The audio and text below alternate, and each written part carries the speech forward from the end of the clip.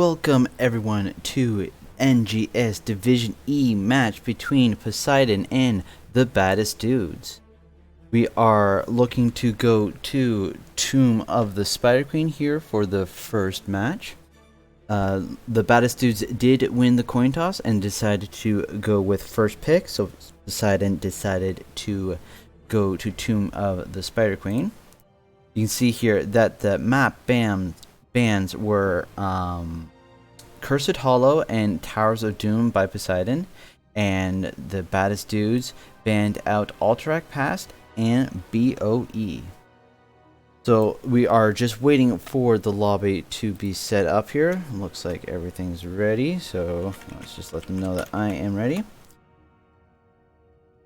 Now on Tomb of the Spider Queen, we are looking to see some... Oh, I gotta switch this around. Give me 1 second.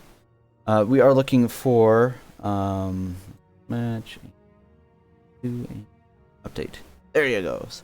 So we are looking for good wave clear as well as good point control over the two turn-ins, so the egg top and egg bottom.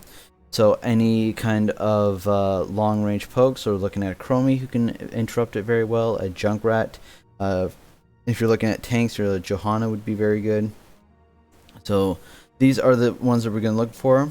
There is the one siege camp in the bottom of the map that the two teams should be fighting over, and then there's their own bruiser camps that push down middle lane, and the boss going top lane. There are a lot of different strategies going into the map. You can prioritize top lane, try to open it up with the boss, or you can prioritize mid lane to give yourself map control over the turn-ins. Be interesting to see what the teams deploy here. There's also an argument to be made to try to go for the second turn-in rather than the first, due to the value you get out of the later spiders.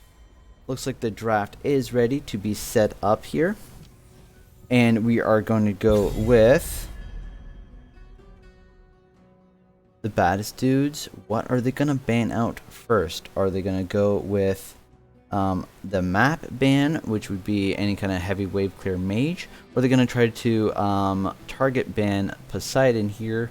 Maybe they have a specific one they don't like, or you can just go with the meta bans, which is Chromie or Tassar. It looks like they are banning out ETC first. Very solid tank, especially with his rework on his Encore at 13, giving him cool down reduction. It'll be interesting to see why they banned that out. Either it could be a map ban, or it could be very specific towards Poseidon. And looks like Poseidon has banned out May, getting rid of May here on the first one. Not liking May, so no avalanche for us, no ice walls. We won't be able to see anything funky or cool. But that's fine. She's just the newest hero. Everything she does is a little bit cooler. And we've gone and banned out the Rainer. Rainer, very strong, good auto attacker. Leads me to believe that is a not a map pick, or not a map ban, but more of a priority. And let's see the Tassadar ban. Tassadar is one of those heroes that's in the meta, very strong, very good on this map, as well as he does provide a lot of wave clear.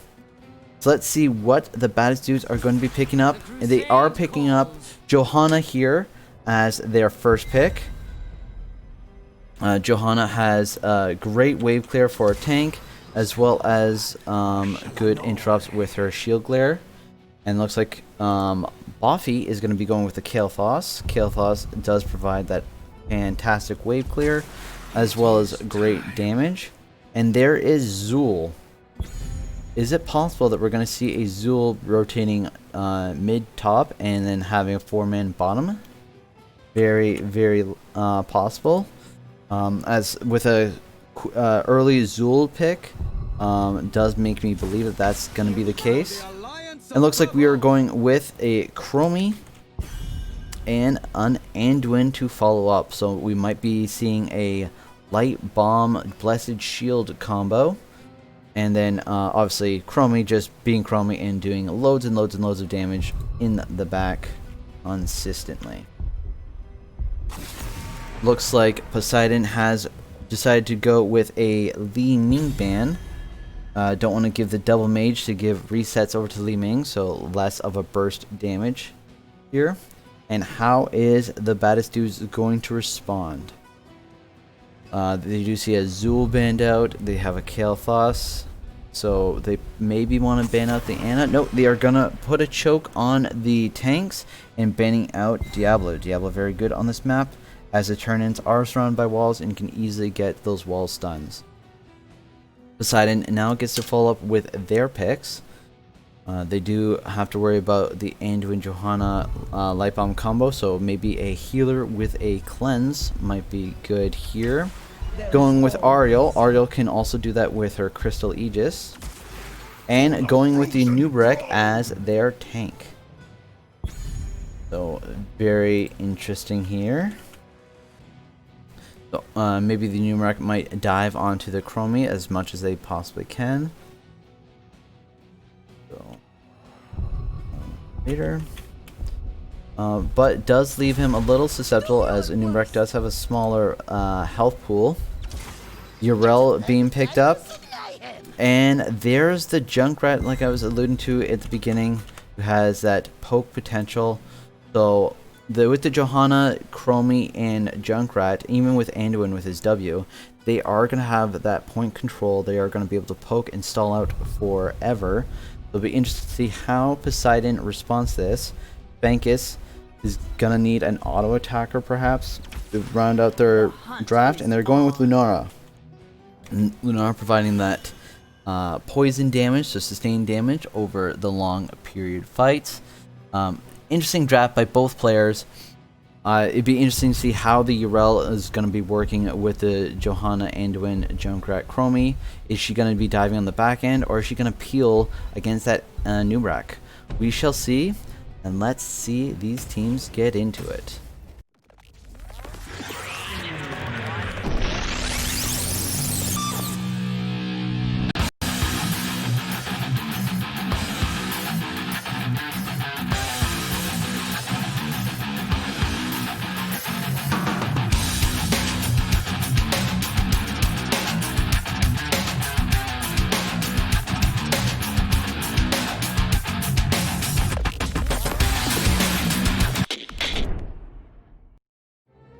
Alright, we're just waiting on everyone to load in here, just waiting on a couple players. But we can continue talking about the draft here. The wave clear is definitely going to be on the side of Poseidon. Although late game Junkrat will have that damage to help out with the wave clear. Chromie has that incredible burst damage, and the Johanna has the stuns to follow up.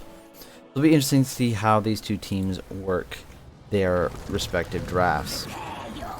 Let's get ready for this matchup. Over here on the blue side is Poseidon, Grim Notepad on the Zul, Troll Vader on the Nubrek, Spankus on the Lunara. We have Boffy on Kael'thas and Penetrator on the Ariel.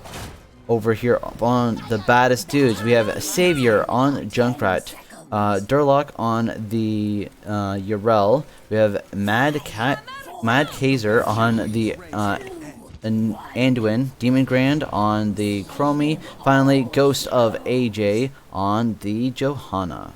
Let's have a look at our level 1 talents here.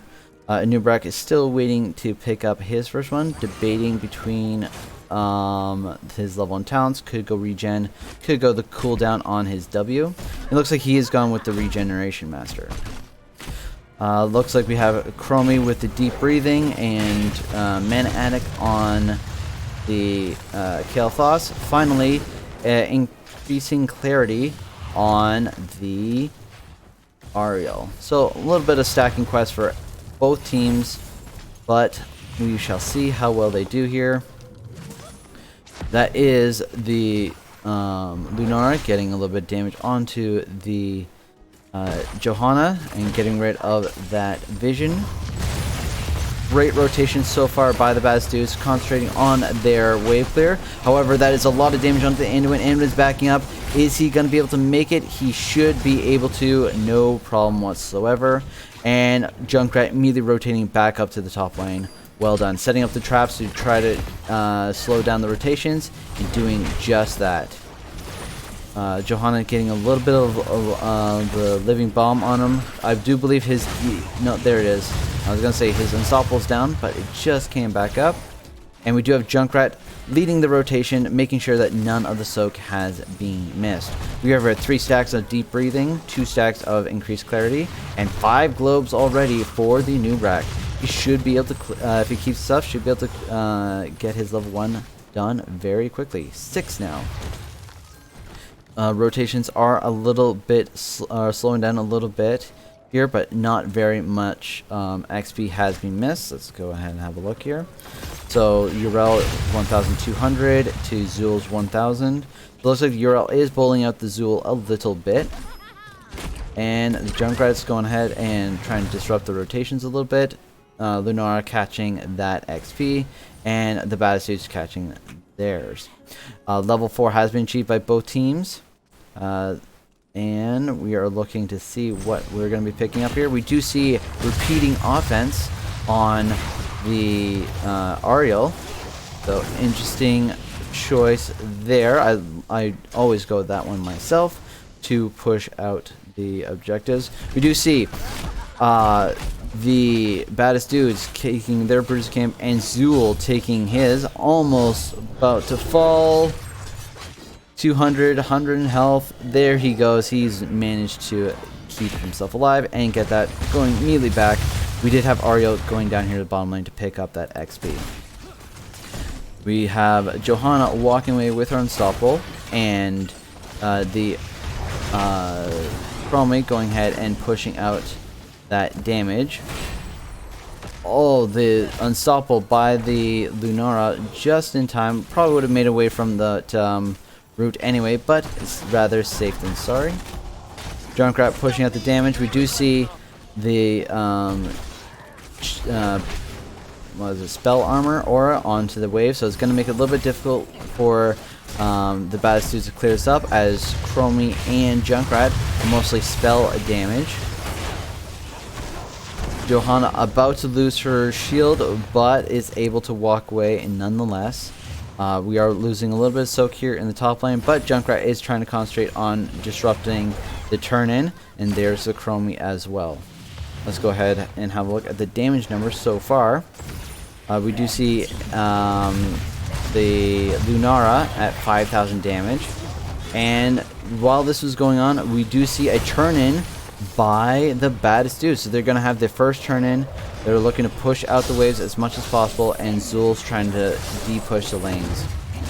Level 7s have been achieved by both teams, and looks like we are going with a W build for the Zul.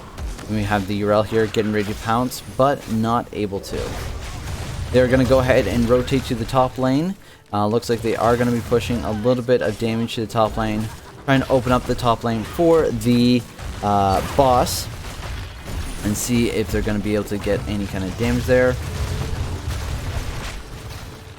Looks like they are going to about to get the wall. Let's have a quick look down here in the bottom lane, and not quite, but the Urel is bullying that Zul a little bit. So we have not a single tower going down, not a single tower going down, and not a single tower going down. So a little bit of a not as much as the value you want out of a turn-in. However, they did manage to pick up a kill there onto Lunara.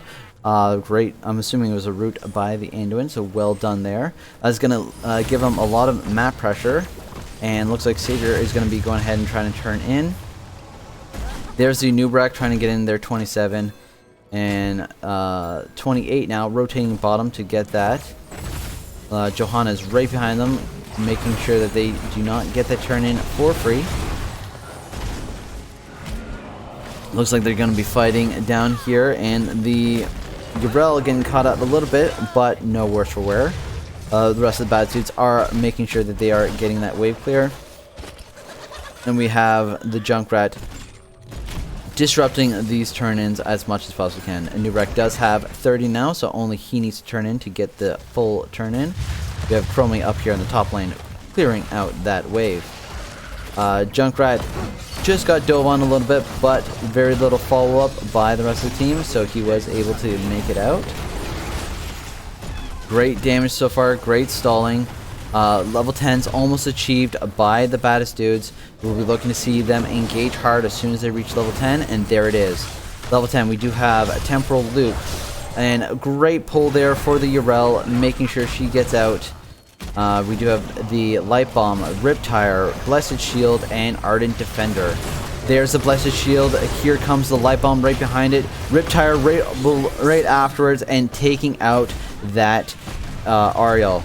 Looks like the Anubrak was able to pick up 5 of the Ariel's gems and able to walk away. Only 10 more gems needs to be turned in for the Poseidon in order to get a full turn in. And look at this Lunara. She's a little bit caught out. Looks like they're going here for a hunt, but might not be able to. There is the Temporal Loop, and she does not have a target to use her Unstoppable on. Does get pulled back. Able to make it out though, but great amount of damage. She had to go back there and tap. The blue team has turned in, and they are now looking to get as much value as possible. We have Junkrat in the mid lane, getting ready to deal with that spider. And then we have Zul in the bottom lane, who was able to get this siege camp. So this is going to be a lot of pressure on the bottom lane, a lot to do onto this Urel. We're looking to see the Baddest Dudez clearing up the top lane and immediately rotating mid lane, where Junkrat has already softened up this spider here, the Web Weaver. And there it is. There's the Chromie getting ready to do a little bit more damage. But we do see a 3-man rotation down here to the bottom lane onto the Urel. Urel does get rooted and stunned immediately afterwards. There is the damage by the Lunara, but the Ardent Defender was used. And is she going to be able to make it out? The Savior is a little bit low. Look at the Johanna. Johanna is also 1v4 right now, but everyone makes it out. And now I'm assuming, yes, both the Savior and Durlock are going to go ahead and go back, get some health, and get ready to engage here again. The Anubrak is turning in immediately with the Kael'thas. They might actually be able to get a full turn in if the Lunara turns in as well as the Zul.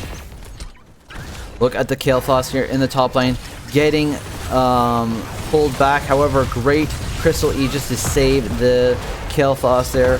The Anubrak is a little low as well. There's a great stun, Light Bomb, and that is a dead Anubrak. Anubrak was able to get his turn in though right before that engage, so no harm there. Although not having your tank does put you on the back heel for a little bit. There's a Urel making sure she's clearing out the mid lane. Everyone is healing up due to that Lunara damage. The Johanna had to use her Unstoppable to get out of there, out of the root and the damage by the Lunara, but was able to make it out. She does have tap and is nice and healthy once again. Johanna making sure she's getting here in her 28. That is enough for another turn in. And the Junkrat is taken down right as immediately once they got a turn in. That is disappointing for the Baddest Dudez. They still might be able to get a little bit of value, but not nearly as much as they would if it was a 5v5. The Urel is looking to jump onto someone and went onto the wave. Make sure they get that out. Still 5 more stacks required on the Chromie to finish up for Deep Breathing. Poseidon has rotated to the top lane to clear up this top Web Weavers. And the Baddest Dudez is pushing out mid and bottom lane. 3-man bottom, pushing onto that Urel. They are going to definitely take out this front tower. Next, they should be looking at the well, and then they're going to be going perhaps even for the entirety of the fort. Chromie is in the top lane, making sure they are keeping up with that soak. Junkrat is in the middle lane, being annoying, I'm assuming, and poking down the team. And there is the first fort of the game going down. Level 13s have been achieved by both teams. Anubrak is waiting on their level 13 talent. We do have a Blinding Flash to blind out the Urel, I assume, if she jumps in, so it won't be able to get any auto attack damage. Once again, the W build by the Zul We will see a lot of sustain later. Looks like they are going to have a team fight here underneath the fort of Poseidon, but they are going to walk away. Great call there, walking away. Zul is down here in the bottom lane, taking this siege camp once again. Urel in the middle lane is going to have to go ahead and respond to that. Junkrat throwing out his bombs, making the rotations a little annoying. Still, 5 more left for deep breathing. There's 1, 4 more now. And there's the poke that we were talking about at the draft. The Junkrat and the Chromie being able to poke so easily. The Urel is down here in the bottom lane dealing with that. So it's a 5v4 right now in the top lane. And the Junkrat and Chromie are just poking away, making sure that they are not getting this turn in for free. There is the Kael'thas getting that turn in.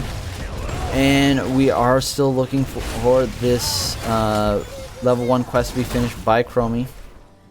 Once she does that, it is going to give her the CDR that she desperately wants. Let's have a look at the damage numbers here. We do see Lunara at 26,000 damage and Junkrat at 23,000. So Lunara winning it out a little bit. Healing, we have 35,000 by Anduin, 23,000 by the Ariel. Blue team managed to turn in down here in the bottom lane while we're looking at the talents or the damage numbers, and they are going to be able to press in here. However, top lane is pushed in pretty well. Mid lane is being pushed in right now by the Junkrat, and bottom lane, all 4 members are here, so this should not get that far. Looks like they are rotating to the mid lane, and Urel is going to go ahead and stay bottom lane. Let's see if we're going to see an engage here.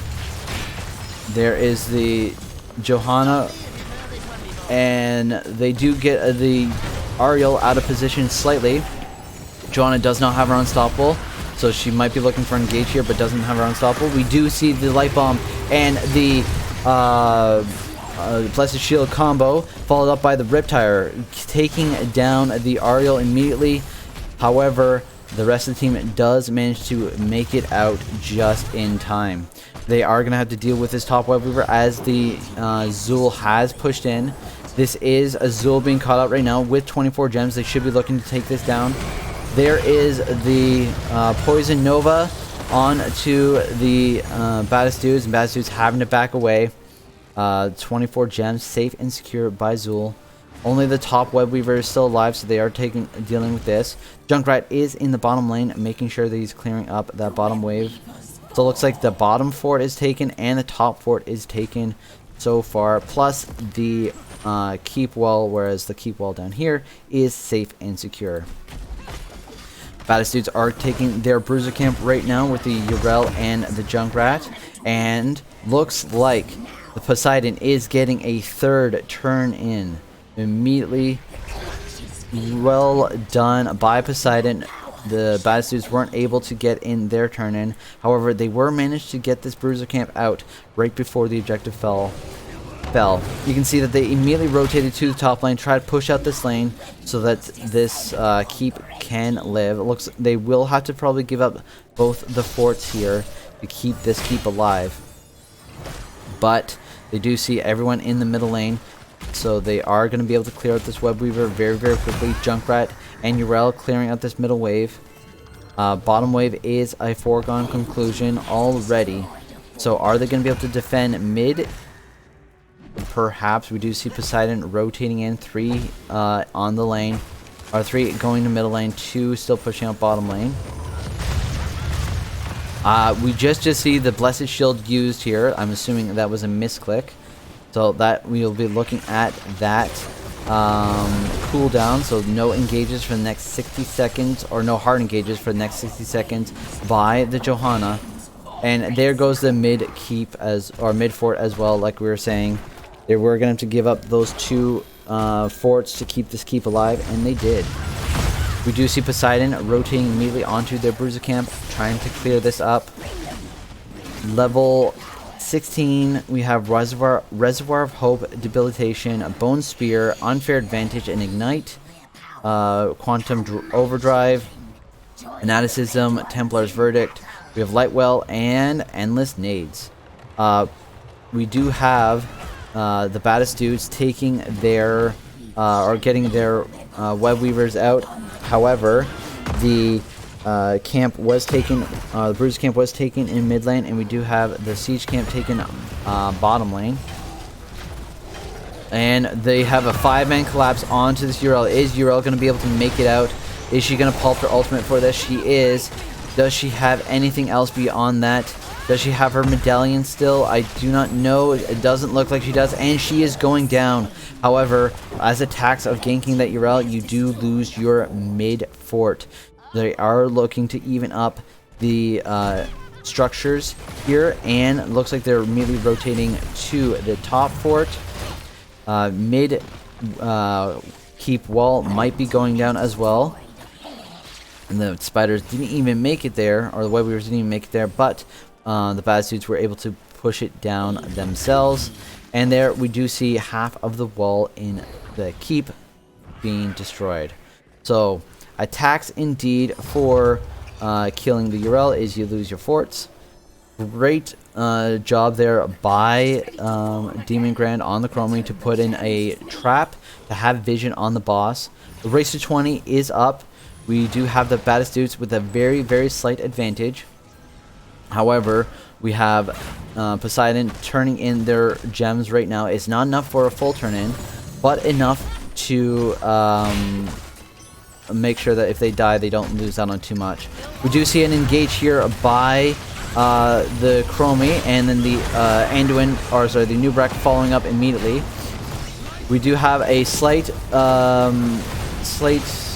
discombobulated engage here. However, it was a light bomb into a blessed shield combo, so a different engage there. And there goes the Riptide onto the back line. That's 2 down, or 2 not down, 2 away. Now we have 2 down on Poseidon. Are they going to be following up here onto anyone else? No, that's a great stun there by the Nubrak, stopping the Junkrat and the Urel in mid-air. So with those 2 kills and level 20s, you can see they are immediately going for the boss. Great call here. At level 20, we do have Piercing the Sands, Indestructible. We have Seraphim. We have Varian's Legacy, followed by the Extra Oomph. So we'll be looking to see the Junkrat getting those resets if he hits 3 or more players. Is he going to boop the Nubrak away? That is a stun on top of a stun on top of another stun, and that is the Nubrak going down. However, are we going to see the Demon Grand going down to that Kael'thas? We are. The spreading of the bombs was too much for the Baddest Dude to handle, but they did manage to get the boss. So that means that boss is going to be pushing top lane. We do see 2 catapults here in the bottom lane, 1 catapult in the mid lane. So lots of map pressure by the Baddest Dudes on Poseidon, so it gives them plenty of time for the Chromie to come back. And we do have a Nubrak coming back in 30 seconds, so it's still a 4v4. We have Junkrat coming down here in the bottom lane, taking out this siege camp. This will be the first time that the Baddest Dudes will be taking the siege camp this game, and will be pushing down the bottom lane. These 2 catapults, that's the word I was looking for, did manage to take out half the wall. Bruiser camp has been taken and is pushing down the mid lane. We do have Lunara looking to start off their Bruiser camp, and we have Kael'thas clearing out the Baddest Dudes Bruiser camp. Looks like we might have an invade here. We do definitely have an invade. However, it is a 5v4 right now, as Chromie is just coming up, walking towards the team, and the Nubrak is already up and available. Look at the Zul being caught out using his Unstoppable. And he looks like he managed to make it out just in time. We did hear the Riptide coming out. However, it was interrupted by the Nubrak. It is now back off online. And that is a Kael'thas being light bombed and stunned to death. So, what is the Baddest Dudes going to do with this 1-man advantage for the next 55 seconds? Looks like they're going to be taking out the Bruiser camp.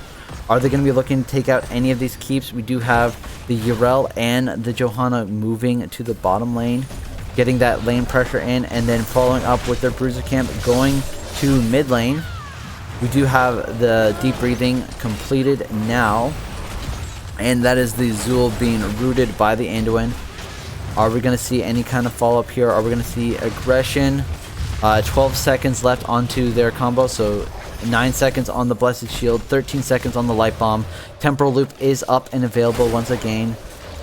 Top lane might be an issue very, very shortly for the Baddest Dudes. There is the Riptire going out. Is he going to get that reset? He did get 2, so it's now at 19 seconds. No instant reset for him.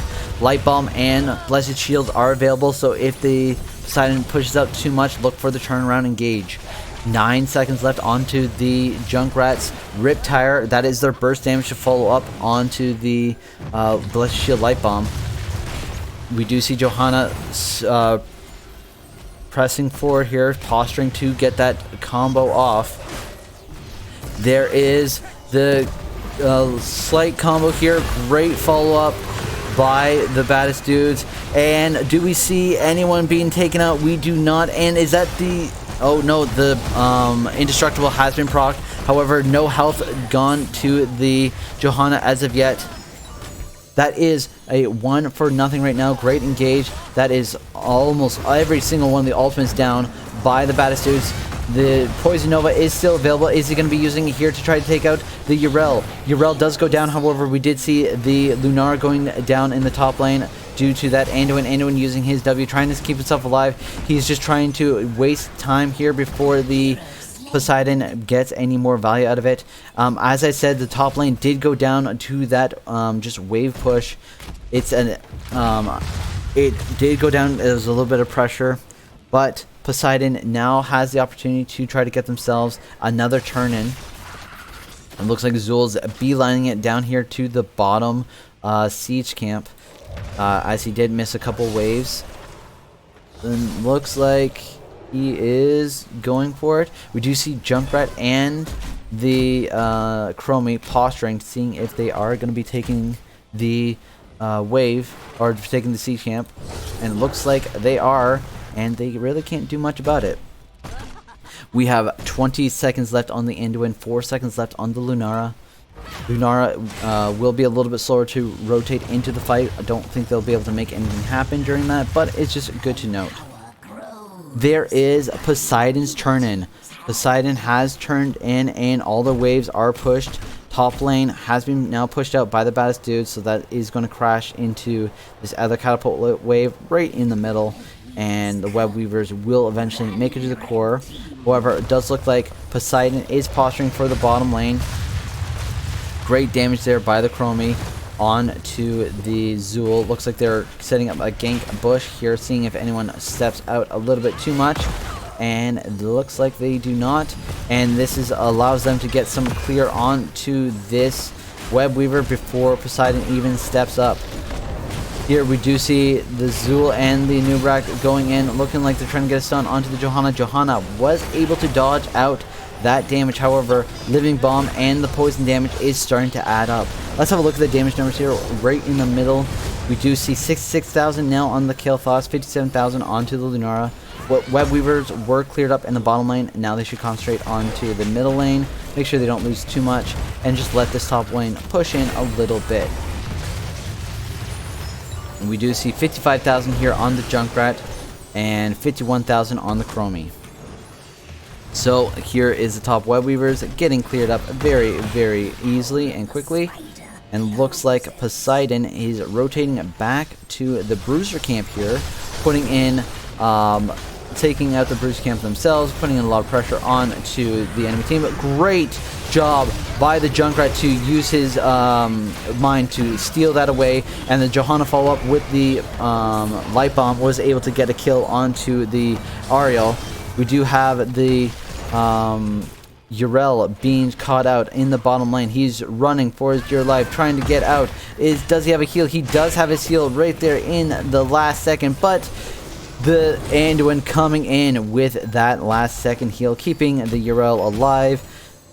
Give him a tip. You owe it to him. Let's go to the top lane and see how they are going to be dealing with this pressure. Going ahead, taking that out. We do have 30 seconds left on the Ariel before she's back up. Poseidon going ahead and taking out this bruiser camp once again. A turn in is trying to be achieved by the Baddest Dudez. They need the Johanna and the Yrel to turn in. And the new wreck does sniff this out.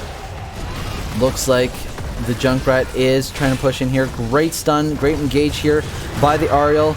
Great damage by the Chromie trying to follow that up. There is the Riptire coming in and taking out the Anubrak.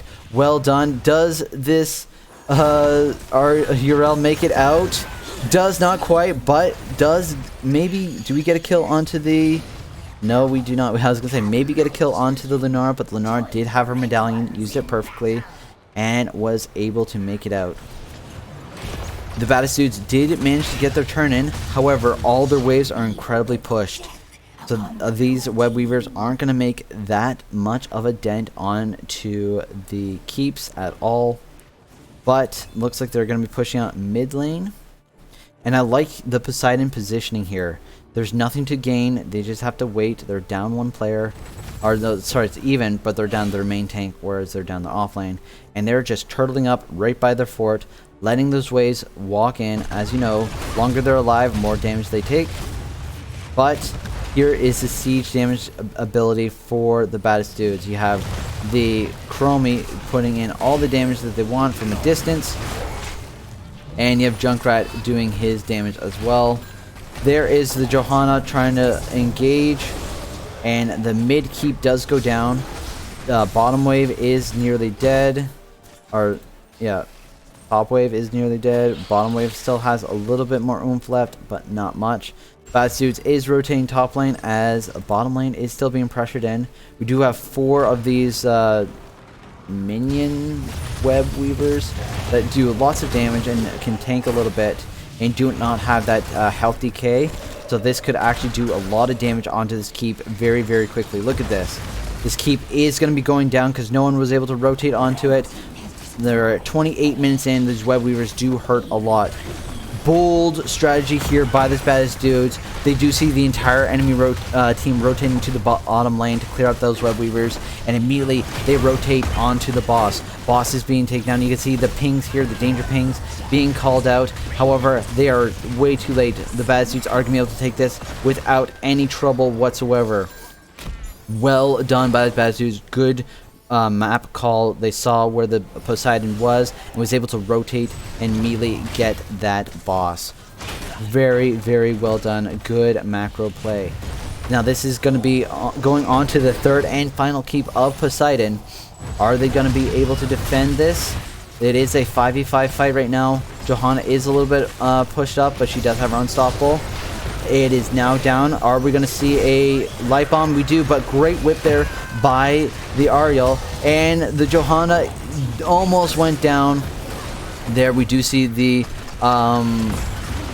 cocoon going out. There is the Riptire. Is he going to get the extra 3 damage?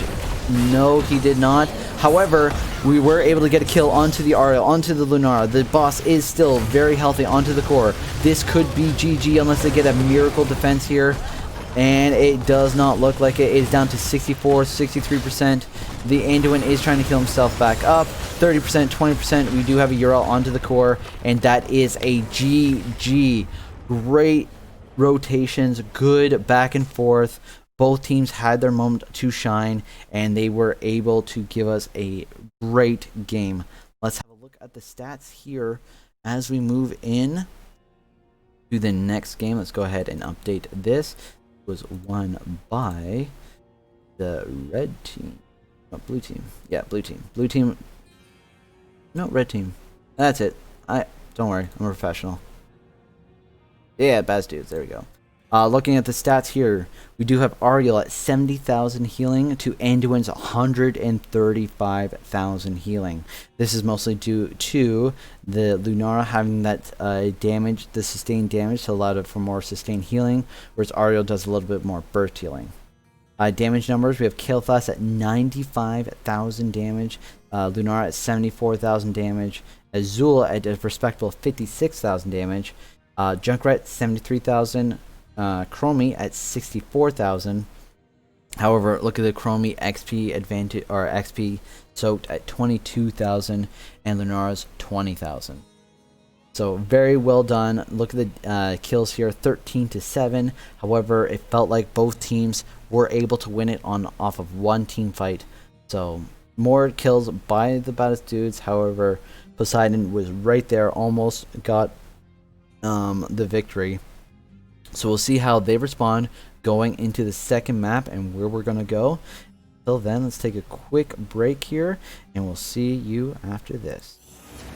We live in a vast and beautiful world. If we don't fight for it, who will? Come on, Snowball. It's time to get started.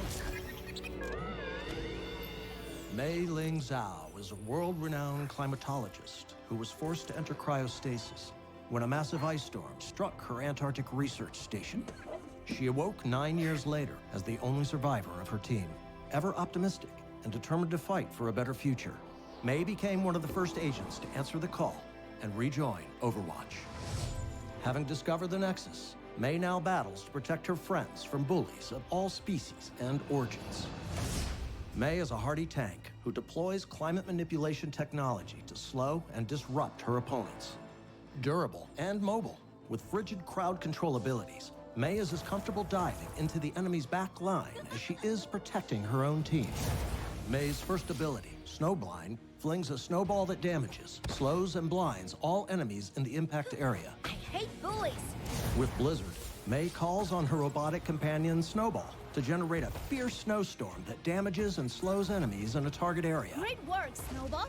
When Blizzard ends, enemies in the area of effect are stunned and take an additional burst of damage.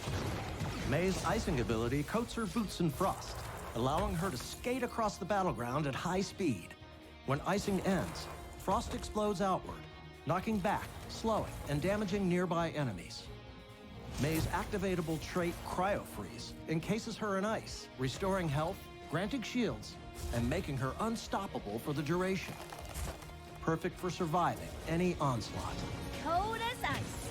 Mei's first heroic ability, Avalanche, creates a massive snowball that rumbles across the battleground, consuming every enemy hero it touches.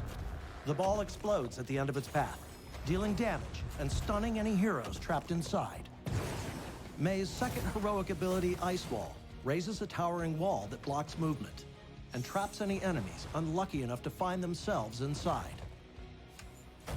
After a short duration, the wall explodes, slowing all affected enemies. Got you.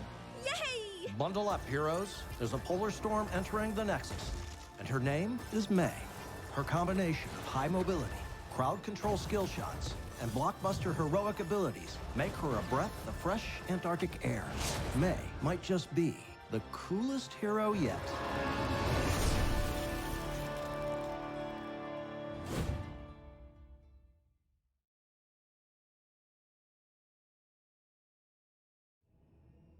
Welcome back, everyone. We are now in Volskaya Foundry, chosen by Poseidon, which means that the Baddest Dudes will have first pick once again. We are going to be looking to see what kind of team comps everyone's going to go for. I do like Sylvanas actually on this map, specifically for her level 4 Merc Queen talent that empowers the fortification camps and allows you to do a lot more damage, as well as if left alone you can do an amazing amount of siege damage. So it'll be interesting to see what is prioritized here, and if we are going to see any specific bans. Are we going to see the Junkrat banned out here by Poseidon? As he was able to get a lot of damage and a lot of poke, and this is almost this very similar map as you have to fight over the objective, and the objective is an enclosed area where Junkrat and Chromie do get a lot of value. Is the Baddest Dudes going to be able, or are they going to ban out the Lunara, because Lunara was able to do a lot of damage? Are they going to ban out the Zul? as Azul was able to take the camps by himself a couple times, putting a little bit of map pressure onto them. The new Brack also did some great dives and engages. So it'll be interesting to see what they're going to ban out here. That light bomb, was the light bomb, blessed shield, and riptire combo netted them a couple of winning team fights here. So are they going to try to disrupt that combination and ban out one of those 3 heroes? It'll be very interesting to see how both teams are going to respond here. How are they going to use the map to their advantage, and what strategy they are going to imply. It looks like everyone's just readying up here. It is also interesting to see what the teams are going to be doing with the first, whomever wins the first protector. Are they going to go immediately to the top lane to take that well, so the second protector you have an advantage? Or are they going to just push down the middle lane? We shall see. We are going ahead into the draft right now. Baddest Dudes do have first pick, first ban here. So they are going to be banning out. I'm going to make a bold strategy here. They're going to ban out Gavslow. No reason why I'm saying that. I'm just calling a random hero. He just got reworked. He is available to be played. Nope. They're banning out ETC once again. I was wrong. So they banned out ETC first ban last time. They're banning out again this time. Leads me to believe that is a player-specific ban. So that's probably banning out the Troll Vader. Probably has a great ETC. There they go. They do ban out Johanna Poseidon. So disrupting that light bomb blessed shield combo that they were using. How is Baddest Dudez going to respond to this ban? Are they going to keep with the Rainer ban, or are they going to rotate and maybe ban out that Kel'Thas? Kel'Thas definitely got a lot of value with his living bombs. There it is. KT no go. Dealt with it once, don't want to deal with it again. So we do have Johanna banned out. Are they going to also ban out the Anduin just to ensure they don't have that light bomb? Or are they going to ban out the Mei once again, because just put a little bit of a tank choke on to the Baddest Dude? Nope, they are banning out Tassadar. That's probably a player specific ban or map specific. I guess Tassadar is just good all around right now. And first pick Orphea. That is Savior on the Orphea. Great map for her, where their internal hunger does proc off of the protector. So that's you can actually put the internal face under the protector, and in order to get into it, you have to take a massive amount of damage. Crushing Jaw is also very, very strong. How is Poseidon going to respond to the Orphea pick? They're going to be picking up the Jaina Diablo. Classic combo right there. That's, yeah, I should probably fill out these players here. Oh, wow. Okay. Great pickup so far. The Orphea being picked up. The Jaina Diablo being picked up. Classic combo. You stun them on the wall, throw them behind you. Blizzard with an E combo. Great amount of burst damage. However, another classic combo. The Stitches hook to the Tyrande stun in response by the Baddest Dudes. Does require a little bit of higher execution, as you need to get that timing down on the Tyrande. However, if they practice it, they could pull it off, and it will be quick kills because you have the Orphea to have the follow-up burst damage. So, looks like the Poseidon has banned out Imperius here. And Imperius banned out to make sure that they break that CC train. And they've banned out Zul. The Baddest Dudez have banned out Zul. Don't want to deal with the double soaking Zul once again. That is off the table. However, they will have to deal with a Ragnaros. Be interesting to see what kind of ultimate they are being going for. Wait till they get alone. And that is Kerrigan being pulled out. Very interesting draft so far. They are going for the root stun combo of the century, going with the Stitches hook to the Toronto root, to the Kerrigan root, to the Orphea damage. If they get anyone, it's going to do so much damage. Anduin needs to be on point with his pulls. Needs to make sure he pulls anyone out to make sure they don't die. Rexar being picked up as well. So Rexar getting another stun onto their target. They are Stun City over in the Baddest Dudes here. Stun Root City and a Tychus to finish it off. This draft is very spicy here. We have percentage based damage, we have map control, we have burst damage over here on Poseidon. We have this stun combo of the century by the Baddest Dudes. They do have two very high health heroes in the Stitches and Misha, which will make Tychus's life easy to get that damage numbers up. It is high level execution by the Baddest Dudes. Ragnaros is going to make sure that they make it to the late game with if he goes Lava Wave. He could definitely go with the Sulfura Smash and follow up on the Diablo Stun Flip combo and just get more burst damage. And Toronto doesn't really have a cleanse to get them out of it, so it'll be interesting to see how these team fights go. Who is going to do what? Let's go ahead and go into game here. Just get ourselves set up. And there we go. Let's go ahead and zoom out here.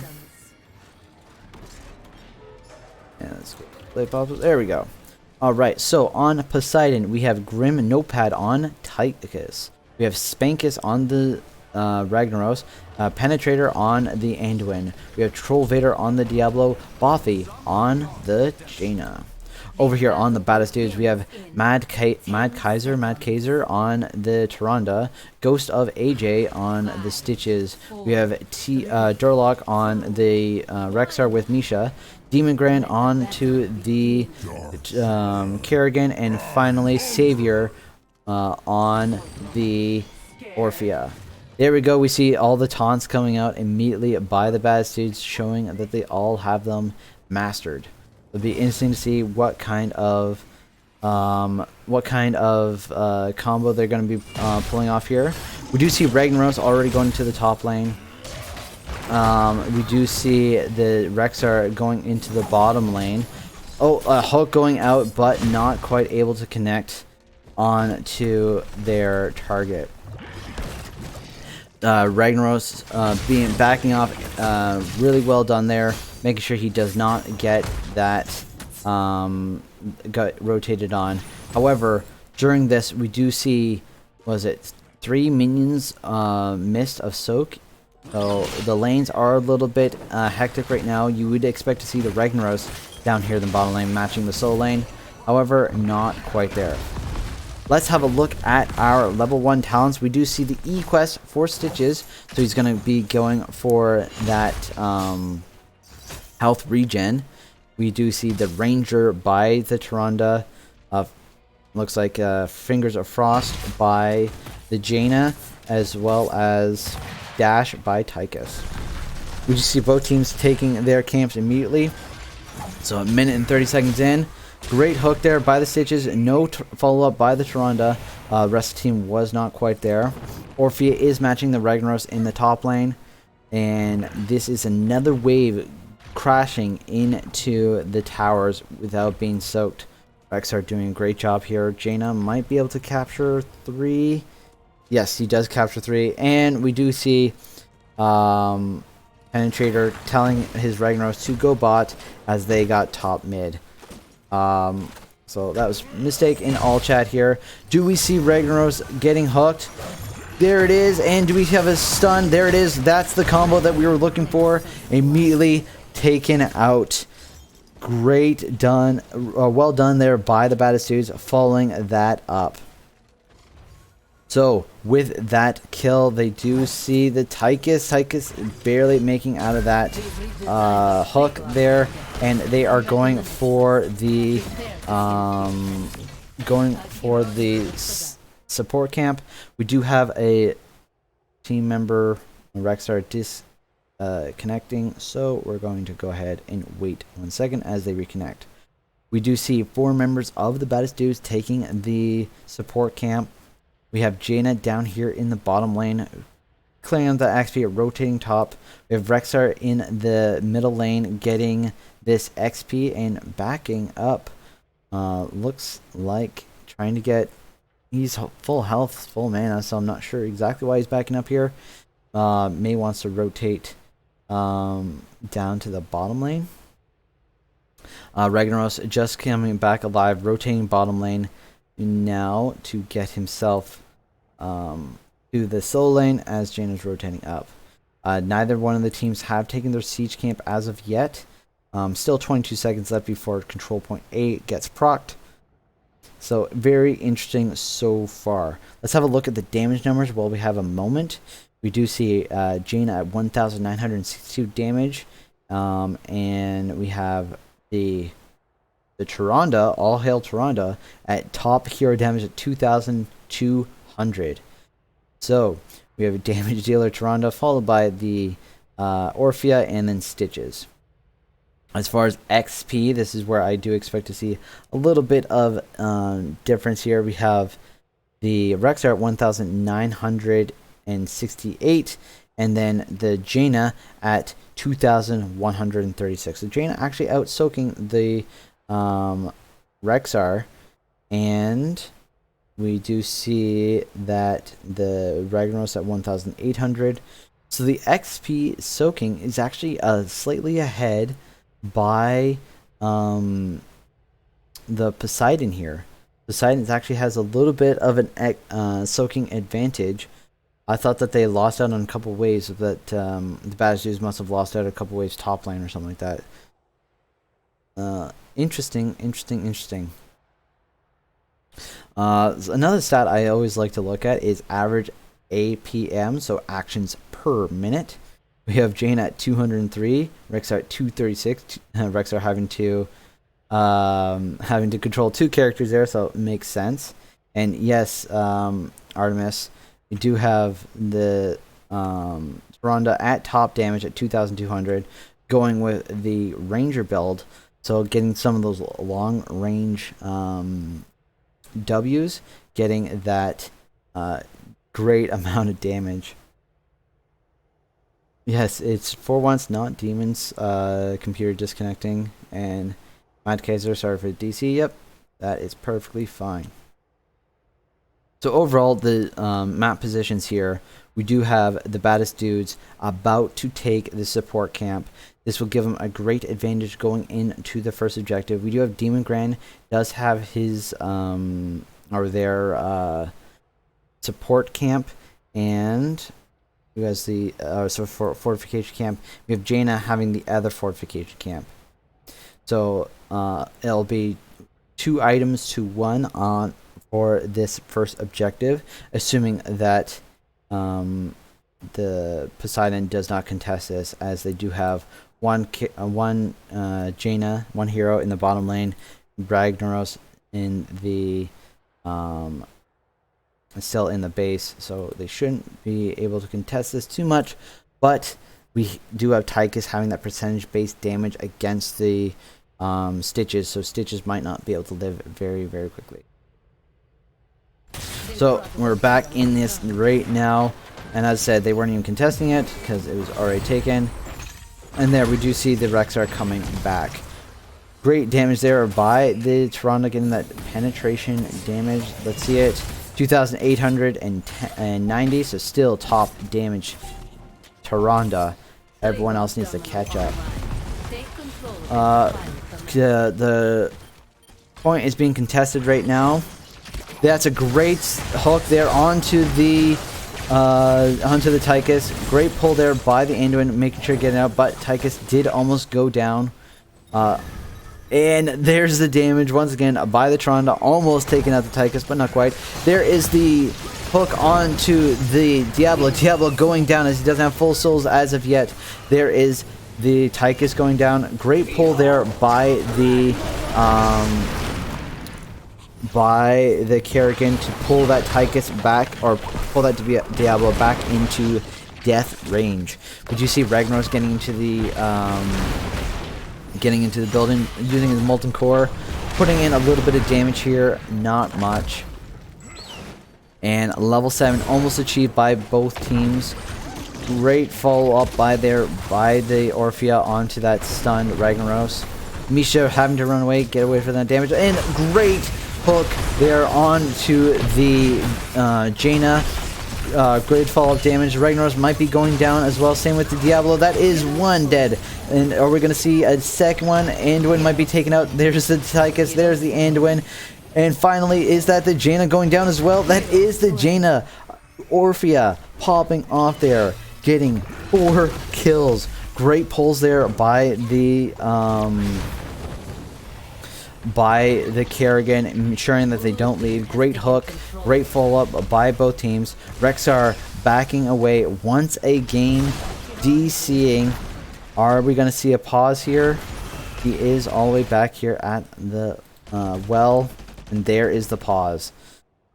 So, from this, we do see a full level in a bit advantage for the Baddest Dudes. Baddest Dudes using the 4-for-nothing kill, and they immediately rotated to the top lane to get this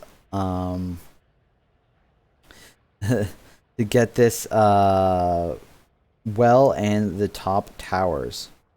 We do have Orphea in the middle lane, almost out of mana though. Nerf that Orphea, yes. Almost out of mana. It looks like she was trying to get a little bit of the XP here in the middle lane. And we have Rexar back here because of the DC.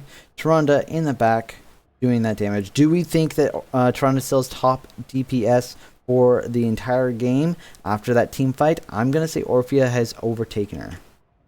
I was right. Orphea has overtaken her. Bold prediction, I know. But looks like the Jaina has overtaken the top damage for the entire game. So even though they did have a 4 death there, the looks like the Jaina was able to get some of that damage. Looks like Anduin's at 7,334 healing to Tyrande's 9,000 healing. And it does look like the Kerrigan has taken some damage as well. Hero damage 8,511. So the Orphea and the Kerrigan were doing loads of damage there in that last team fight. Looks like we're about ready to jump back in here. Orphea back in that middle lane, getting that XP and going after this well. Well is down immediately, backing away a little bit. They're at 22%. Just using the gunner now to get some damage onto that fort. Rexar in the bottom lane getting that XP. Orphea going all the way back, getting that precious mana. Finally, we do have 5 seconds left on to this protector. About to go down. There it is. With that, it's a level and let's call it a half advantage for the Baddest Dudes. 4-man rotation into the top lane. Are they going to do an engage here? Be the last engage before level 10. Looks like the Diablo, a good hook there onto the Tychus. Diablo went engaged, pushed out the backline a little bit. That 3-man combo was not quite able to get that burst damage, but was able to pull it off and make them back off, make the Poseidon back off. Both teams are taking their siege camp right now. Great. Oh my, that was fantastic. To Tyrande getting that owl on to the Ragnaros, and Ragnaros falling to the camp. Well done. And the Tyrande going for another snipe onto that Tychus. Oh, wow. Mad Kaiser going off right now, showing their prowess on the Tyrande, ensuring that they do all the damage they want. Vision out onto this siege camp, damage onto the Diablo. They do get this objective. Level 10 is here for the Baddest Dudes, putting that damage out. However, Diablo was able to rotate away, Jaina was able to rotate away, Anna was able to rotate away, but they are damaged and they were able to get that camp. Looking at the top lane here, we do have the two siege camps going ahead, and dueling it out. The Diablo going in with the Tronda damage right behind it. Look at that Tychus. Tychus almost going down. And do we see a... there it is. I was going to say, do we see a combo from the Kerrigan? We do. However, great Ring of Frost by the Jaina, followed up by the damage from the Diablo and the damage by the Anduin. Kerrigan almost made it out, but not quite.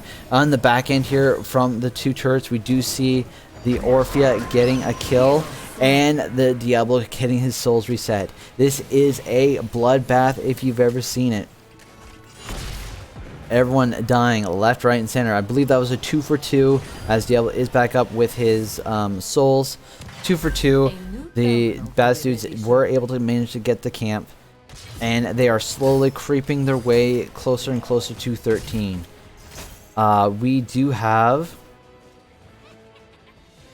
Let's see here. We do have the Poseidon rotating top lane. We do have the Baddest Dudes taking their own camp right here. However, are they looking to rotate to grab this one? Not quite. There is the hook onto the Ragnaros. However, no one really to follow up. So they should just really take this advantage and move away. We do have Misha being Misha and going on the point, stalling out, taking lots of damage. Looks like the Baddest Dudes are getting their level 13s before they engage here. Very, very smart. Need to watch out for this Diablo.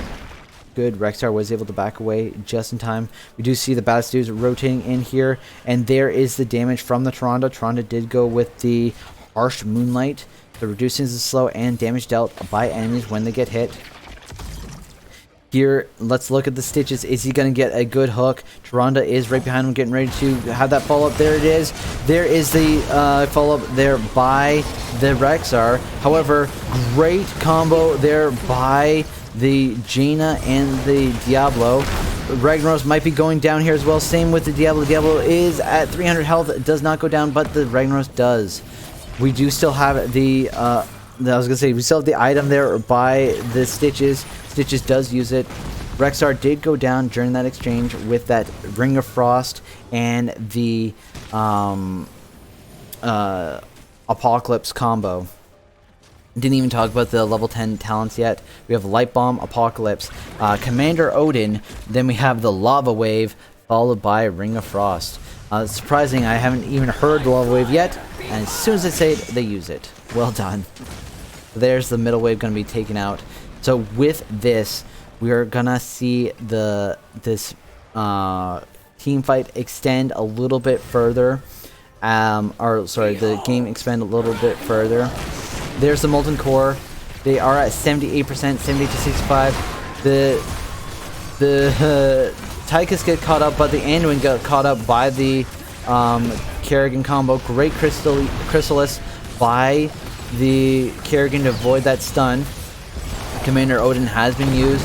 There's the hook onto this Ragnaros. There is the Internal Hunger. The 200 damage there by the 200 health there by the Tychus. Tychus goes through down. There is the Diablo. Diablo's almost down as well. Same with the Tronda. Tronda might live. Does not. Does the Kerrigan go off right now? Does get a combo off, but does get taken out. And now all that's left is Stitches. Stitches trying. Only at 9 stacks. Doesn't have a lot of health yet. Health regen yet. And great turnaround there by the Poseidon. They know that Diablo Jaina combo very, very well. As I said, Tronda does not have a cleanse. Until I believe it is level 16 where you can get the Q cleanses any roots. So it'd be interesting to see if they rotate to that, or are they going to keep going in with the W build. There is the W coming out, not quite. There's a stun by the Rexar and a dead Ragnaros. While this is going on, we do have the Protector pushing in the top lane. There's the armor down. And we have the Tronda going ahead and doing as much damage as possible. Here comes the rest of the team getting ready to get that damage. This might still go down. Kerrigan leaving now. Baddest Dude seems to have a connection issue. But is she back? She's not. Are we gonna get another pause by the Baddest Dudes? Doesn't look like it just yet. Kerrigan has been pinged and being pulled away. The top fort has been saved. There we go. There's the pause. Mid fort is about to go down. We do have 26 seconds left on this protector. 28% left in health. So far, we've seen the Rexar getting almost, we'll call it a solo kill on the Ragnaros in the mid lane. We have 14 kills to 8, level 16 to 16. All forts, all keeps are still up. We do see at level 16 the Empower by the Tyrande, so we're not pivoting to a pseudo cleanse. We'll call it pseudo cleanse on the Tyrande to try to get them away from this Ring of Frost Apocalypse combo that the Diablo and the Jaina have been pulling off. Let's look at the damage numbers. I'm assuming that the Jaina's damage is through the roof, and it is at 41,000 damage. This Jaina is playing out of their mind, and we will see if they will, if they win this, if Poseidon wins this. I believe that this would deserve a Jaina ban. Yes, Demon did connect this time, and we'll see what they're looking at. Looks like they're just having a little friendly banter, waiting for Demon to come back. That is the Kerrigan. We do see Ragnaros is back in the well here, getting ready to get that XP. Let's have a look at level, XP soak. Still slightly ahead there by the Rexar. However, with the level 10 talent by Ragnaros, always going to have constant lane pressure. He will start soaking up a lot more. It is off cooldown right now, so we'll see if he uses it in the top lane, or if he's just going to hold on to it until they see one of the lanes being pressured. Let's see here, what kind of talents have they picked up? Anything that we see? We do see an E build by the Ragnaros, so you did see a little bit of the melee damage. And we have In the Rhythm by Tychus, only 40 stacks right now. Looks like Demon is back. 10 seconds by Savor the Flavor. By the way, they misspelled Savor here. Savor is spelled with a U. I'm Canadian, just so you guys know. And then Kerrigan still waiting on the level 16 as they were disconnected. We're about to jump back into it. Here we go. And as said, they immediately use it in the top lane. And the mid fort has gone down. 12% left on the protector. So there goes the Kerrigan once again. They no longer have any more pauses. So Kerrigan is gonna have to be the bot until he returns. Here we do see the hook onto the Diablo. Diablo using his demon charge onto the Misha to go back up. And there is the Ring of Frost APOC combo. However, APOC was not the Ring of Frost was not quite successful. We do see the Stitches using the Bile to try to slow down the team, however, not being able to. And the Kerrigan, the bot Kerrigan, was taken out. We did see earlier that Demon did use his Chrysalis to block himself from getting stunned up. So if he wasn't a bot, we would assume that he would have been able to do the same there. So that might have actually changed the fight a little bit. So bot Kerrigan did cost him at least one prospective team fight already. So we see that both fortification camps were taken by the teams almost at the exact same time. We see the Baddest Dudez taking their siege camp and Poseidon taking their support camp. The Rexar is down here in the bottom lane, going ahead and getting that extra XP. And we do see 4 members, 3.5, call it 3.5 because of Kerrigan, in the mid lane. Siege camp is pushing in the top lane. We do see the boars used by the Rexar to make it out alive. Siege camp is still pushing in. Great damage there by the Tyrande. slowing them down, making sure they can't mount up. Tyrande now at 32,000 damage, so still creeping up there onto that Orphea. And here is that lava wave once again. Gonna be able to clear out this wave and half of the siege camp, but siege camp still putting in that damage. Kerrigan has returned. Demon Grain is back. Let's see if he's gonna go ahead and chooses level 1. So he goes Painful Spikes here. Misha getting stunned up in the bile used once again by the Stitches. Stitches getting rooted twice there, but able to walk away. He's now at 12 stacks of his Savor the Flavor. So he does have a health regen of 30.88 per second. If he gets, I believe it's around 30, that's when you start getting up to 100 healing per second. So very interesting to see how he gets there. Siege camp taken by Poseidon. We do see the Misha getting beaten up once again. Tyrande getting that owl onto the Tychus, making it so he can't quite follow up, and Misha getting out just in time. Kerrigan clearing up the top wave with the help of Orphea and Tyrande coming in. Stitches pushed up ahead, getting that mid pressure. And finally, we do see Tyrande getting more and more pot shots on to this enemy team. Scouting out. Looks like they are trying to get to level 20 before they engage here. Let's have a look at the damage numbers. Tyrande now top DPS at 37,000. 34,000 healing to Anduin's 44,000. Both teams are taking their fortification camps right now. Level 20 has been achieved by Poseidon. Kerrigan's in the mid lane trying to get them to that level 20 before they engage here. 60% on the onto the objective. Both teams are just posturing here. There's the level 20. That is going to be constant pressure on all lanes all the time now. There's another owl by the Tyrande. That is the Commander Odin being used. Did he go big red button? He did. So this is going to be here for a while. There's the boars coming out. Level 19. Now it's level 20. Misha is down. Rexar is about to fall as well. He went out a little bit too far. He used Feign Death. There's the Demon Grain going in. Not quite getting enough damage. Tychus might be going down here. Orphea desperately trying to get away. Tyrande also trying to get away. There is the E build of the Ragnaros being used. And a great stun there on the Ragnaros, keeping the Orphea alive. So let's have a look at this XP advantage reset. Is going to start ramping up here for the Ragnaros. And it is at 21,000 to the Rexar's 15,000. Constant pressure now in all lanes pretty much. Top lane's being pressured, mid lane's being pressured, bottom lane's being pressured. We have 3 kills to none in that last team fight. This could be the first keep of the game going down for Poseidon.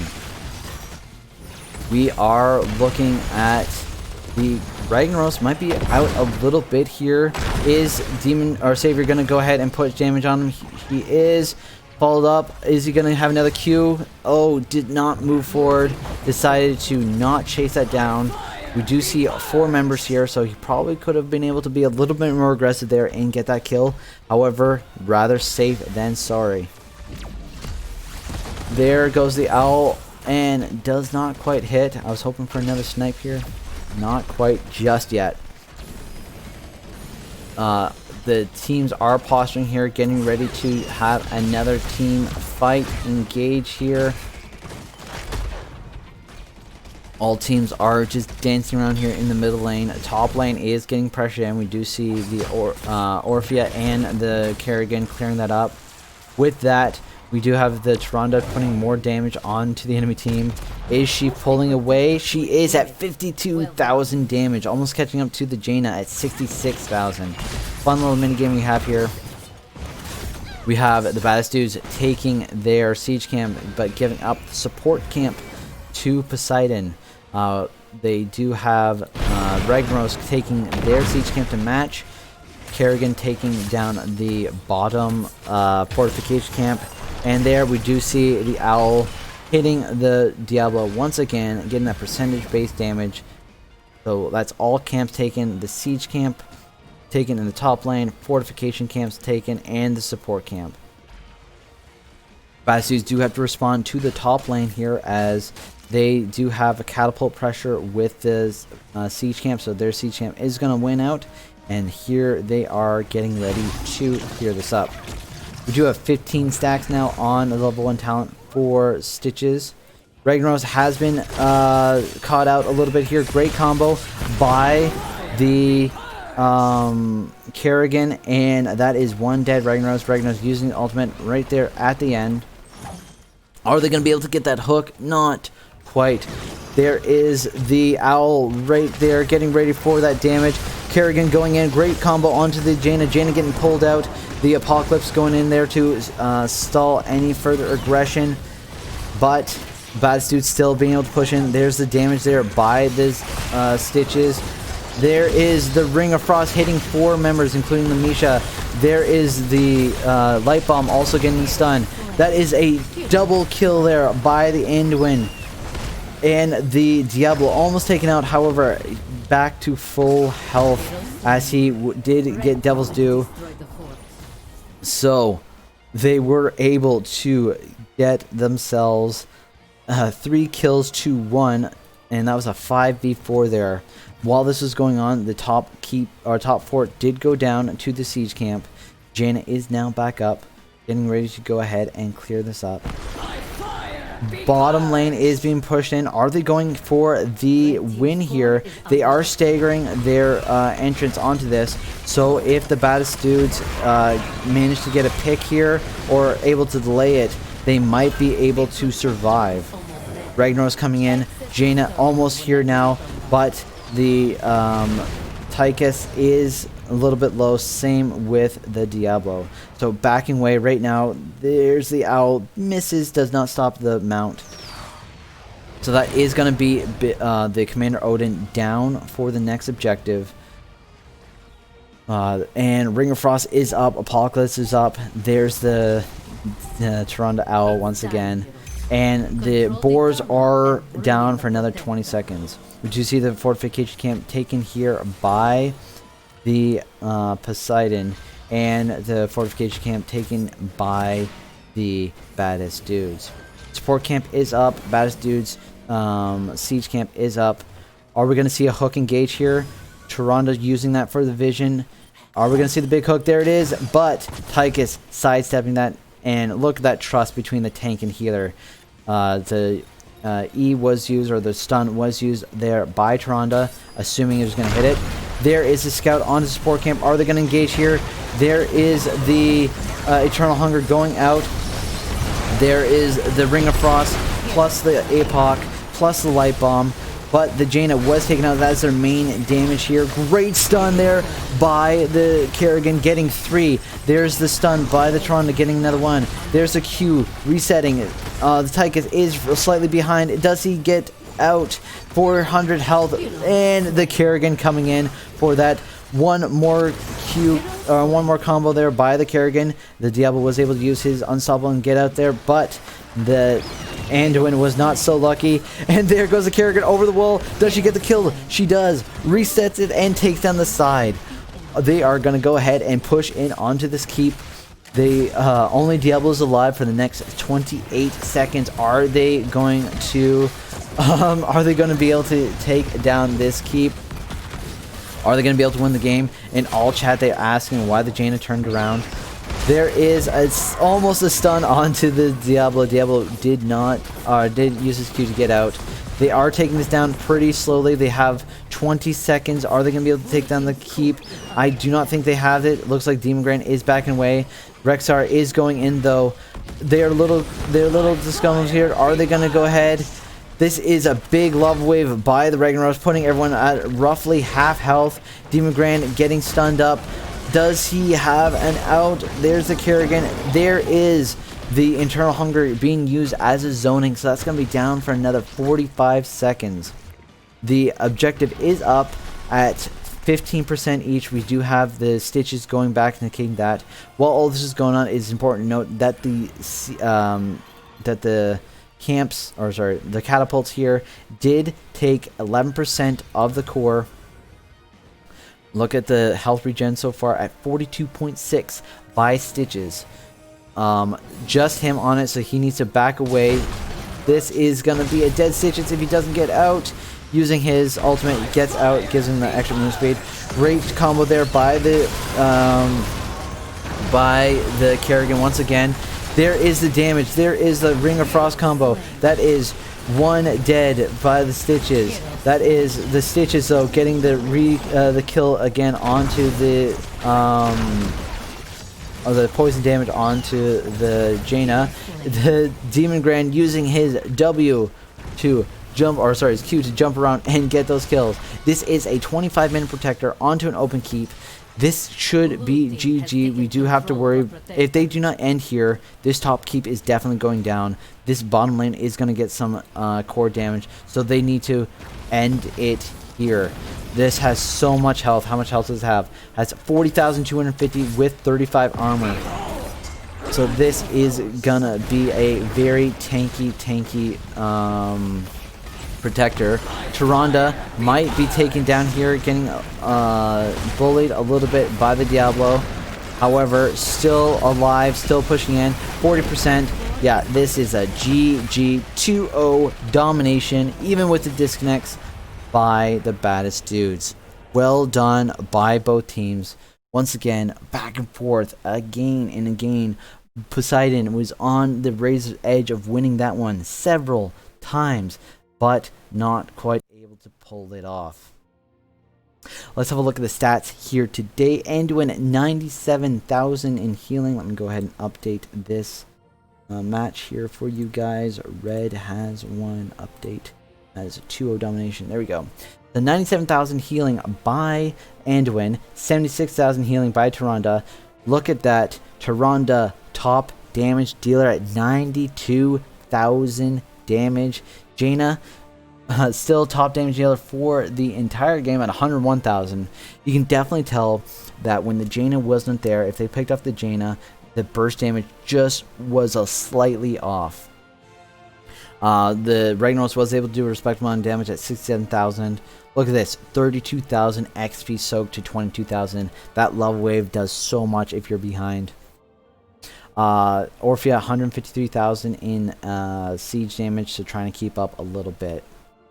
Well done by both teams. Let's go ahead and go back to the overview here. We'll see the full stats, and I'll reach out to Demon Grand to see if he wants an interview, and we can talk about what has transpired. So you can see here that the two P0s3idon chose both maps and then lost both maps. However, well done once again by both teams. Let's go ahead and jump into lobby 1 here for an interview with Demon Grand. Oh, wrong one. Let's go to the one. I don't even know what. Oh, okay, that was in. All right. Let's just wait here. Once again, great games by both members, both teams here. They were just so close to a victory. It's got people in it. Yeah. And yes, I'm the only one. I was gonna say I'm the only one here. Demon Grand, welcome. Congratulations on the 2-0 victory. Despite the connectivity issues by two members of your team, you guys were able to make it out of here. How are you guys feeling? How are the comms going right now? Right now, we're just like extremely relieved. I mean, we fought through so much adversity in Game 2 between the way our opponents were playing, our internet issues, and then there were some calls that like comms were just kind of mixed up, and I mean, there was a lot of adversity that we fought through. So right now, we're just happy and relieved. Well, well done. Congratulations on the victory. Before we go into Game 2, let's go all the way back to Game 1. Tomb of the Spider Queen, chosen by P0s3idon. They banned out Mei, Tastar, and Li Ming. Do you think those were targeted bans, or do you guys have like an epic Mei player? No, those are definitely not targeted bans. I will say we haven't shown Mei once this season. I don't think we've shown Ming once this season. I do play Tassadar, so that one felt like that might have been scouted. But I haven't been playing Tassadar since the recent nerfs, and I'm not exactly sure why those were their bans. I'm assuming that was just comfort bans for them. Probably. I would agree with that. However, you guys banned out ETC both games. That seems like it was a targeted ban on my end. Is that true? Yeah, I saw against their game with FF and the Pancakes, they played ETC. And then I just felt like ETC is a really strong hero right now. And I did not want to take the chance of them getting, Miracle Mosh, that turns the Fair game. enough. I mean, they have a really strong early game, so we didn't want to give them anything where they could just take it in the late game. Excellent. Yes, and so talking about Tomb of the Spider Queen, you guys got the first turn in. However, you did lose a couple of gems, lose a couple team fights, and they were able to get, I think it was 2 or 3 turn-ins in a row. What were your comms like when you, for lack of a better word, had your backs against the walls? Were you guys just trying to calm, cool, and collected, just stay calm, guys, we got this? Or was it more, we need to get a pick, we need to get back into this? It was okay. So for the first turn in, we let them have that. We knew we had lane advantage. We knew we just had a turn in. We knew they only needed like 6 gems to turn in. And so it was like, look, we have lane pressure. We can let them turn in and clear it just fine. And then they got the second turn in, which we did not want to give them the second turn in. We were trying to defend that. And they found a way to get it in. I don't remember if there was a third straight turn in or not, but I know, when they got through their turn ins, we kind of said, okay, they don't have any gems anymore. So at this point, it's a matter of just finding the right time for us to turn in and take advantage. And that game went much longer than we wanted to. But we stole it with good macro through playing through the top, knowing they were going to go bot to clear bot and then grabbing boss for the win. Yeah, well done. I'd like to point out who made the call when you guys saw it was on your last turn in. You saw them all rotate to the bottom lane to clear up the web weavers. Who made the call to immediately turn to boss and take that while you saw them all bottom lane? I want to say that was me, but I'm not entirely positive. Our calls are we kind of let everybody make calls, and then we have one person that kind of like decides whether or not that's the right call. But I do want to say that when we pushed top, we knew they were going to go bot because I told them, look, we're going to push top, and they're either going to come address us or they're going to come address bottom. Yeah. And then I said, if they come to address us, we know that once we back off, they're going to go address bottom, and then we go boss. And that's exactly what they did. And so we just immediately ripped boss as quickly as we could, and then we knew that we had to follow it in for game. Excellent. Well, and then so yeah, you guys won game 1. You guys banned out ETC, Rainer, and Diablo, letting the Diablo go through on the second map on Volskaya Foundry. Tell me what you guys thought about that light bomb. They had the light bomb, Ring of Frost, APOC combo. You guys were CC'd for, I think it was 3 years total. Yeah. what was going through your minds when you first got hit with that, and then second time, and then third time, and then the fourth time? So we knew it was something we were going to have to face when we saw their team comp, right? Like that was something that was pretty clear is going to be an APOC light bomb. We weren't sure if we were going to see Ring or Ellie. I mean, Ring definitely makes the right sense there. Mm-hmm. So a lot of our comms and fights were spread out. Don't give them the easy Ring. Because even if we take 2 people on light bomb and 2 people on APOC, they're only going to get 1 or 2 people in Ring. Yep. And then so from there it was a matter of like, for me, like I knew my positioning because I'm playing Kerrigan. I went Chrysalis specifically so that I could Chrysalis through APOC. Yep. And then that would allow me to avoid that CC train. And that worked out pretty well. But a lot of our fights were just, we're trying to do the Stitches thing, man. We're trying to land that golden hook and make somebody disappear. Yeah, you guys were able to pull that off several times. It was really, really impressive. And I did like your follow-up to that combo as well. As they try to walk away, you pull them back in. Yeah. Let's talk about what my favorite point of the game was, when the Tyrande got the owl onto the Ragnaros, making him lose to the camp, and then immediately following up with a second owl onto the Tychus in mid lane, getting a double kill. So how much do you guys owe you're a Toronto player. I want to say his name is Mad Kaiser, but I don't know. Correct. Yeah, Mad Kaiser. How much you guys owe him right now? Because that was, or him or her, because that was absolutely fantastic to watch. We owe him every single time we party up with Mad Kaiser. That is, by far, we agree. Mad Kaiser is carrying our team to victory every game. Excellent. I mean, we all do our part, but there are times where we are just literally like professing our love to Mad Kaiser for his ability to heal us through the shit we get involved in. That's well. I was gonna say that's well deserved because he was able to heal you guys through as well. And I'm looking at the stats here. He did get top damage, so I'm not sure how much that reflects on him or reflects on you guys. that is kidding. I mean, he's sending people to Hogwarts left and right?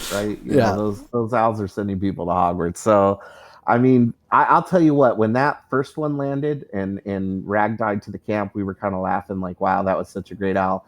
And then the second one picked off Tychus and comms were just exploding. Like it was one of those diss videos where everybody in the group is just so excellent. It was beautiful. That's definitely, I'm going to be on your Twitch and I'm going to clip that, and that's going to be our MVP play of the game tonight. Excellent. Well, that's great to see. Well, congratulations on your 2-0 victory. This domination gives you 3 points, moves you up in the standings. The floor is over to yours for any shoutouts you want to do.